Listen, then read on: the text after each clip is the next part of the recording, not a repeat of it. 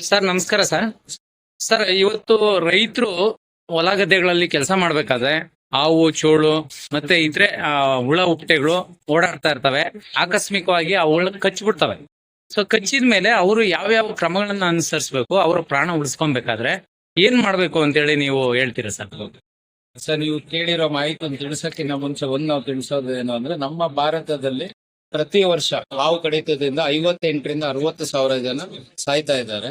ಆಮೇಲೆ ಇದರಲ್ಲಿ ಸುಮಾರು 1 ಲಕ್ಷಕ್ಕಿಂತ ಜನ ಬಂದ್ಬಿಟ್ಟು ಕೈ ಕಾಲು ಕಳ್ಕೊಳ್ಳುವಂಥದ್ದು, ಅಂದ್ರೆ ಹ್ಯಾಂಡಿಕ್ಯಾಪ್ ಆಗುವಂತ ವಿಚಾರಗಳು ಆಗ್ತಾ ಇದ್ದಾವೆ. ಏನಕ್ಕೆ ಈ ವಿಚಾರಗಳು ಆಗ್ತಾ ಇದೆ ನಮ್ಮ ಭಾರತದಲ್ಲಿ? ಇಡೀ ಪ್ರಪಂಚದಲ್ಲಿ ನಾವು ಕ್ಯಾಪಿಟಲ್ ಕಂಟ್ರಿ ಅಂತ ಘೋಷಣೆ ಮಾಡ್ಕೊಂಡಿದ್ದೀವಿ. ಅಂದ್ರೆ ಸಾವಿನ ಸಂಖ್ಯೆಯಲ್ಲಿ ತುಂಬಾ ಹೆಚ್ಚಾಗಿದೆ ಇಡೀ ಪ್ರಪಂಚದಲ್ಲಿ. ಸೊ ಅದು ಏನಕ್ಕೆ ಆಗ್ತಿದೆ ಅಂತ ನೋಡಿದ್ರೆ, ನೀವು ಇಲ್ಲಿ ನೋಡಿದ್ರೆ ಇಲ್ಲಿ ಪೋಸ್ಟರ್ಸ್ ಕಾಣಿಸುತ್ತೆ ನಿಮಗೆ. ನಾವು ಕಲಿಸಿದಾಗ ಈ ಫಿಲಮ್ ಸೀರಿಯಲ್ಗಳನ್ನ ನೋಡಿ ಕೆಲವೊಂದು ನಾವು ಕಲ್ತ್ಕೊಂಡ್ಬಿಟ್ಟಿದೀವಿ. ಈಗ ಫಿಲಮ್ ಅಲ್ಲಿ ಏನ್ ಮಾಡ್ತಾರೆ, ದಾರ ಕಟ್ಟುವಂಥದ್ದು ಅಥವಾ ಕಚ್ಚಿರುವಂತ ಹಾವು ಕಡ್ದಿರುವಂತ ಜಾಗದಲ್ಲಿ ಬ್ಲೇಡ್ ಹಾಕಿ ಕಟ್ ಮಾಡುವಂಥದ್ದು, ಆ ರಕ್ತನ ಹೀರುವಂಥದ್ದು, ನಾಟಿ ಔಷಧಿ ಕೊಡುವಂಥದ್ದು, ಈ ತರ ಎಷ್ಟೋ ವಿಚಾರಗಳು ನೋಡಿರ್ತಾರೆ. ಅದನ್ನ ಪ್ರಯೋಗ ಮಾಡಿದಾಗ ಏನಾಗುತ್ತೆ, ಈ ಸಾವು ನೋವುಗಳು ಆಗ್ತಾ ಇರುವಂಥದ್ದು.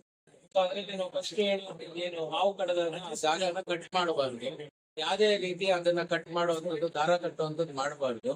ಎರಡನೇದು ದಾರ ಕಟ್ಟೋದು ಮಾಡಬಾರ್ದು. ಆಮೇಲೆ ನಾಟಿ ಔಷಧಿ, ಮನೆ ಮದ್ದು ಇಂಥದ್ದು ಯಾವ್ದು ಪ್ರಯೋಗ ಮಾಡಬಾರ್ದು. ಅದರಿಂದ ಏನು ಉಪಯೋಗ ಆಗೋದಿಲ್ಲ. ಅದಾದ್ಮೇಲೆ ಟೈಮ್ ರಕ್ತ ವೇಸ್ಟ್ ಮಾಡುವಂಥದ್ದು, ಅವ್ರಿಗೆ ಕಾಲ್ ಮಾಡೋದು ಅಥವಾ ಏನ್ ಮಾಡ್ಬೇಕು ಅಂತ ಯೋಚನೆ ಮಾಡುವಂಥದ್ದು, ಇದರಿಂದ ಟೈಮ್ ವೇಸ್ಟ್ ಆಗೋದು, ಅದು ಸಮಸ್ಯೆ ಆಗುತ್ತೆ. ಅದಾದ್ಮೇಲೆ ಕೂಡ ಈ ಮಾಟ ಮಂತ್ರ ಮಾಡುವಂತವ್ರು, ನಾಟಿ ಔಷಧಿ ಕೊಡುವಂತವ್ರು, ಇವ್ರ ಹತ್ರ ಬಿಸಕ್ಕಾಗುತ್ತೆ. ಹಾವು ಕಚ್ಚಿದಾಗ ಮಾಡಬೇಕಾಗಿರುವಂತ ವಿಧಾನಗಳಿದೆ.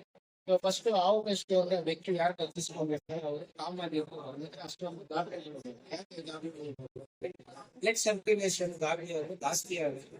ಏನೋ ಬಾಡಿ ಬೇಗ ಸರ್ಕ್ಯುಲೇಟ್ ಆಗೋಗುತ್ತೆ. ಎರಡನೇದು ಹಾವು ದೂರ ಹೋಗ್ಬೇಕು. ಎಷ್ಟೋ ಜನ ತಿಳ್ಕೊಂತಾರೆ ಹಾವು ಕಲಿಸ್ತಾ ಯಾವ ಜಾತಿ ಹಾವು ಅಂತ ತಿಳ್ಕೊಬೇಕು ಡಾಕ್ಟರ್ಗೆ. ಆ ಒಂದು ವಿಚಾರ ನಮ್ಮ ಭಾರತದಲ್ಲಿ ಬೇಕಾಗಿಲ್ಲ. ಯಾಕಂದ್ರೆ ಎಲ್ಲಾ ಹಾವು ಸೇರಿ ಒಂದೇ ಮದ್ದಿರೋದು. ನೀವು ಹಾಸ್ಪಿಟ್ಲಿಗೆ ಹೋದ್ರೆ ಹಾವು ಯಾವ್ದು ಅಂತ ನೋಡಿ, ನಿಮ್ಮ ಬ್ಲಡ್ ಟೆಸ್ಟ್ ಮಾಡಿ, ನಿಮ್ಮ ದೇಹದಲ್ಲಿ ಎಷ್ಟು ವಿಷ ಹೋಗಿದೆ ಅಂತ ನೋಡಿ ಅವರು ಟ್ರೀಟ್ಮೆಂಟ್ ಸ್ಟಾರ್ಟ್.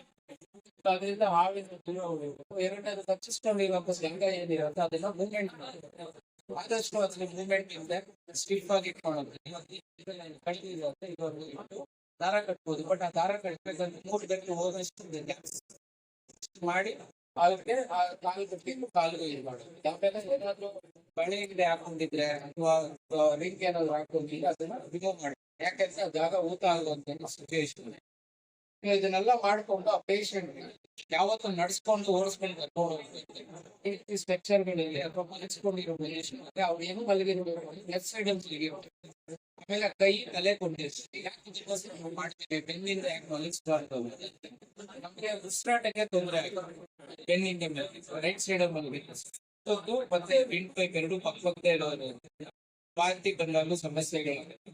ಲೆಫ್ಟ್ ಸೈಡ್ ಅಲ್ಲಿ ಮಲಗಿಸ್ಕೊಂಡು 108 ಕಾಲ್ ಮಾಡಿದ್ರೆ ಅಲ್ಲಿಂದ ಆಸ್ಪತ್ರೆಗೆ ಹೋಗ್ಬೋದು. ಆಸ್ಪತ್ರೆಗೆ ಹೋದ್ರೆ ಆಂಟಿಬಯೋಟಿಕ್ ಬಂದಿರುತ್ತೆ. ಇದು ಒಂದೇ ಮದ್ದು ಇಡೀ ಪ್ರಪಂಚದಲ್ಲಿ, ಇದು ಒಂದೇ ಮದ್ದು ಮಾನವನ ಪ್ರಾಣ ಉಳಿಸಕ್ಕೆ ಇರೋದು. ಇದನ್ ಬಿಟ್ರೆ ಇನ್ ಯಾವ್ದೇ ಮದ್ದು ಯಾವ್ದೇ ಒಂದು ಯಾರಾದ್ರೂ ನಾಟಿ ಔಷಧಿಯವರು ನಾವು ಇದಕ್ಕೆ ಮದ್ದು ಕೊಡ್ತೀವಿ, ಈ ಹಾವಿನ ವಿಚಾರಕ್ಕೆ ಬೇರೆ ಏನಾದ್ರು ಮಾಡ್ತೀವಿ ಅನ್ನೋ ಮಾಹಿತಿ ಕೊಟ್ರೆ ಅವ್ರು ಜೈಲು ಹೋಗುವಂತದ್ದು ಆಗತ್ತೆ. ಯಾಕೆಂದ್ರೆ ನಾವು ಫಸ್ಟ್ ಹೇಳ್ತಾ ಇದೀವಿ, ಇದು ಭಾರತ ಸರ್ಕಾರದಿಂದ ಟ್ರಾಪಿಕಲ್ ನೆಗ್ಲೆಕ್ಟೆಡ್ ಡಿಸೀಸ್ ಅಂತ ಘೋಷಣೆ ಮಾಡಿದೆ. ಕೊರೋನಾ ಏನಿತ್ತು ಇದು ಅದೇನೆ.